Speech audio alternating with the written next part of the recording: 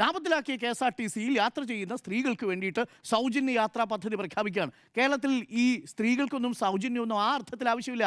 കേരളത്തിൽ അവർക്ക് ആവശ്യം അന്തസ്സോടെ തൊഴിലെടുക്കാൻ ആവശ്യമായ സാഹചര്യം ഉണ്ടാക്കുക എന്നുള്ളതാണ്. കേരളത്തിലെ പൊതുമേഖലാ സ്ഥാപനങ്ങളിൽ സ്ത്രീകൾക്ക് അന്തസ്സോടെ പണിയെടുക്കാനുള്ള സാഹചര്യം ഉണ്ടാക്കണം. ആ പൊതുമേഖലാ സ്ഥാപനങ്ങളെ ഒന്നൊന്നായി ഇല്ലാതാക്കി 1991 മുതൽ വന്ന സർക്കാരിൻ്റെ പേര് കോൺഗ്രസ് സർക്കാർ എന്നാണെന്ന് നമുക്കറിയാമല്ലോ. അത് രണ്ട്. ഇനി മറ്റൊരു പ്രധാനപ്പെട്ട കാര്യം, കോളേജ് വിദ്യാർത്ഥിനികൾക്ക് അടക്കം 1000 രൂപ വീതം പ്രതിമാസം കൊടുക്കാൻ തീരുമാനിച്ചിരിക്കുന്നു. സർ, കേരളത്തിൽ അത് നടപ്പിലാക്കി LDF സർക്കാർ. അതറിയാതെ പോയി Rahul Gandhi. Connect to work എന്ന് പറയുന്ന പരിപാടി. കണക്ട് വർക്കിനകത്ത് എന്താ? കണക്ട് വർക്കിനകത്തുള്ളത് സ്കോളർഷിപ്പ് പദ്ധതിയാ. അതിനകത്ത് ഈ വിദ്യാർത്ഥികൾ ഉൾപ്പെടും.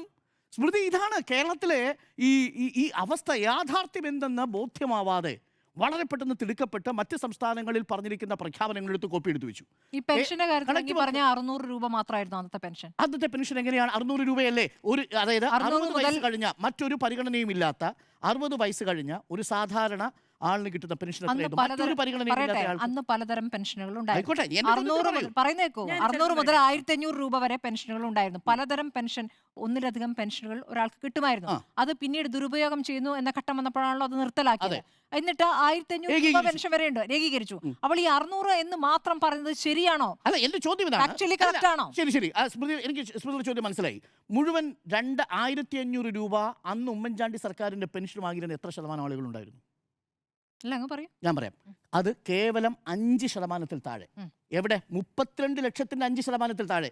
കാര്യം 80 വയസ്സ് കൂടി പിന്നിട്ട കേന്ദ്ര സർക്കാരിന്റെ വിഹിതം കൂടി ഉൾപ്പെടുമ്പോൾ മാത്രമാണ് ആ തുകയാവുന്നത്.